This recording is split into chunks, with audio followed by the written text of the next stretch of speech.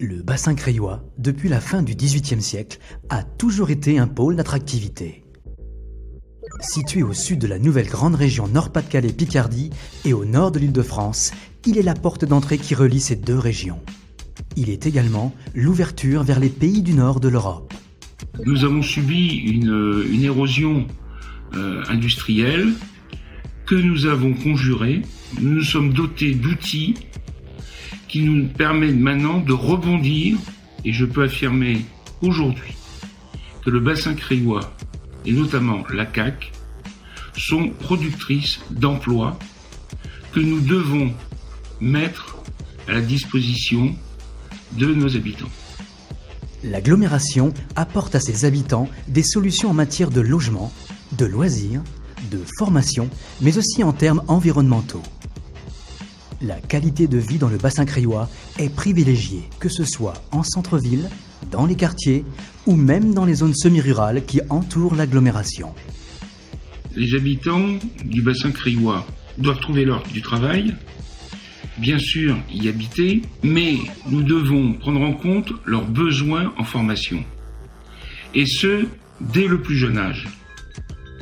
La volonté portée par les élus de la CAC est de pouvoir emmener les jeunes scolarisés jusqu'au supérieur avec le développement de nouvelles filières d'enseignement.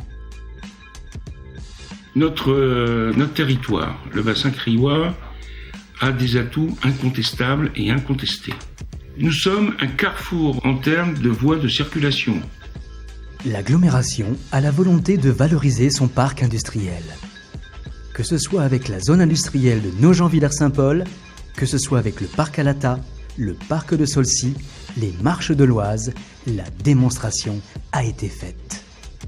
Nous avons l'eau, avec l'Oise, qui est navigable depuis très très longtemps, avec le projet Magéo et son prolongement, le canal Seine-Nord, Europe, va en faire une autoroute navigable et mettre les bassins industriels du Nord-Europe à portée de bateaux du bassin crayois. L'agglomération est très bien desservie en termes ferroviaires, autoroutiers ainsi que par les voies navigables. Dans les années à venir, le développement de l'aérien doit se concrétiser avec une plateforme aéroportuaire civile. La liaison TER-TGV avec Roissy va rapprocher le territoire de manière incontestable avec toutes les capitales régionales françaises et européennes et élargir la dimension du territoire.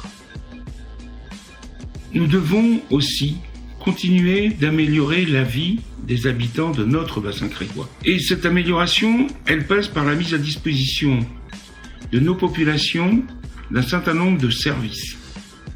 La ville de demain s'inscrit dans une stratégie de renouvellement durable. Revalorisation des déchets ménagers avec le centre de tri, simplification de la collecte et reprise en régie. L'agglomération dispose d'une chaîne complète pour diminuer les coûts et améliorer encore la qualité de service qu'elle offre aux habitants. Concernant le traitement de l'eau et la ressource même, l'approche est très environnementale. Les stations de traitement de Montaterre et de Villers-Saint-Paul offrent aux usagers du bassin crayois une qualité d'eau reconnue. Avec plus de 3 millions de passagers par an et 1,3 million de kilomètres parcourus, le service des transports en commun du STAC, avec des bus bicarburants, offre aux habitants une desserte complète visant à terme à remplacer la voiture dans le centre du bassin crayois. L'agglomération œuvre aussi sur le paysage urbain. Qu'il s'agisse du carrefour des Forges à Montaterre ou de la passerelle Nelson Mandela, trait d'union entre la rive droite et la rive gauche de l'Oise. Les opérations de rénovation urbaine contribuent à offrir aux habitants une vraie qualité de vie et participent au mieux vivre ensemble. Les circuits et les chemins de randonnée sur tout le territoire offrent détente, ressources et loisirs à travers des lieux à découvrir ou redécouvrir. Parler de tourisme pour qualifier la CAC, c'est pas commun, mais c'est une volonté politique. Patrimoine et culture font bon ménage sur l'agglomération crayoise et les espaces verts ne sont pas en reste. La Maison du Tourisme, compétence de l'agglo depuis peu, offre aux curieux des promenades imprévues et des visites agréables le long de l'Oise. Château de Montataire. Façade du château du Circus à Nogent, maison de la faïence à Creil et château Charles V. Église de Nogent, de Villers-Saint-Paul, maison de la pierre à Saint-Maximin. Le patrimoine historique et culturel est dense et varié. Et nous pouvons lier donc un tourisme vert à un tourisme bleu. Et c'est la volonté de la CAC avec les communes de pouvoir développer un tourisme fluvial et un tourisme fluvestre. Je crois que là aussi, nous avons un gisement économique important, mais aussi un gisement culturel qui va donner un sens à l'avenir parce qu'il va nous parler de notre histoire.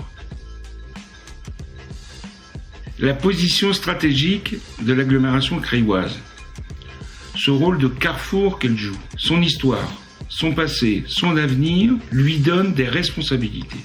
Le projet Gare Cœur d'agglomération, c'est pas un projet frileux, c'est pas un projet où l'agglomération va se replier sur elle-même. C'est un projet qui va s'ouvrir, qui va ouvrir l'agglomération sur son environnement, sur les autres territoires.